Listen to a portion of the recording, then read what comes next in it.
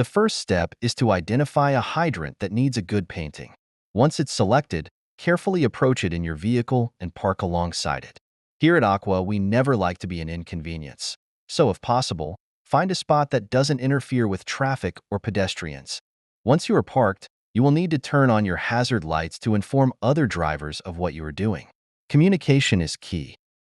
Also, don't forget to pause and look both ways before you fully exit your vehicle. Now in step 4, you will need to play a little dress up. First is Nate's favorite part, the fashionable vest, followed by a hat, some safety goggles, and lastly some gloves to tie it all together. Isn't he radiating safety? The next step is the cones. And I'm not talking about ice cream. Take note of Nate's placement here. He puts one cone directly behind the vehicle and the other slightly off to the side. Hashtag safety first. Am I right? Okay, enough games. Now we need to whack the heck out of some weeds. Simply grab your whacker from its designated spot and then turn it on. Once you get started, you can watch the magic happen. Keep in mind this step may not be necessary every single time.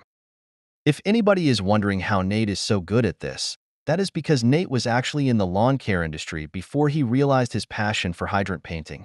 Anyway, once you have a clear path formed, you can put the whacker away and move on. It's paint scraping time. Nate puts his scraper in a towel for safekeeping, and you can do the same if you wish. Many hydrants have old paint chips as well as rust that needs to be removed before you can paint over top of it. That is where this step comes in. It's pretty important if I do say so myself. For example, I like to think of this step like washing my hair. Though I am not actually using any pert shampoo, I still have to thoroughly scrub and really get behind the ears of the hydrant. That way, we have a clean slate when we actually apply the new coats of paint.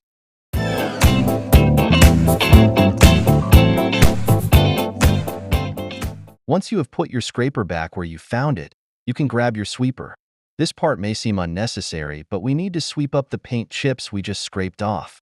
We do this because it prevents the paint chips from wandering off to places they shouldn't be. And here at Aqua, we care about sustainability.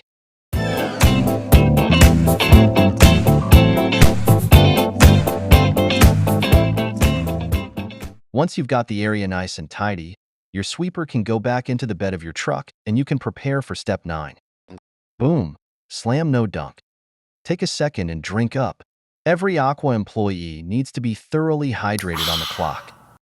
Moving on, we're finally going to slap some paint on this bad boy. In most cases, Nate likes to start with red, since it's a lot easier to cover up yellow if you make a mistake. Plus, you wouldn't put the mustard on before the ketchup, would you?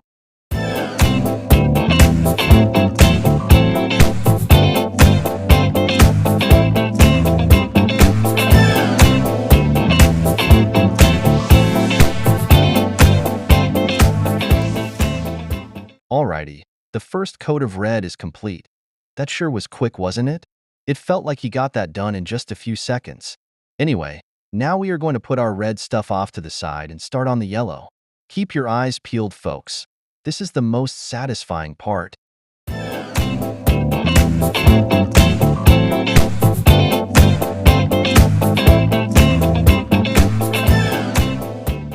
That looks so much better already. Red and yellow has got to be one of my favorite color combos. One day, I think I want to throw a red and yellow themed party. Okay, chat. Thankfully, we are almost done. You can put your yellow stuff away for good. You won't be needing it anymore. As for the red, you only need to do another coat if there are spots you have to touch up. Nate does have a few here on the side. No biggie. They are just happy little accidents. See, all good. All that's left is to put away your equipment. Please remember to double-check if your paint cans are fully closed, and also don't forget to grab your cones. A missing cone is no fun at all. Once everything is securely put away, you can take off your safety attire and get in your vehicle. It's time to go. Briefly check your surroundings, shut off your hazards, and drive off into the sunset. Everyone say bye to Nate. Bye, Nate. Hi, I'm Bob Ross. I hope you've enjoyed this painting.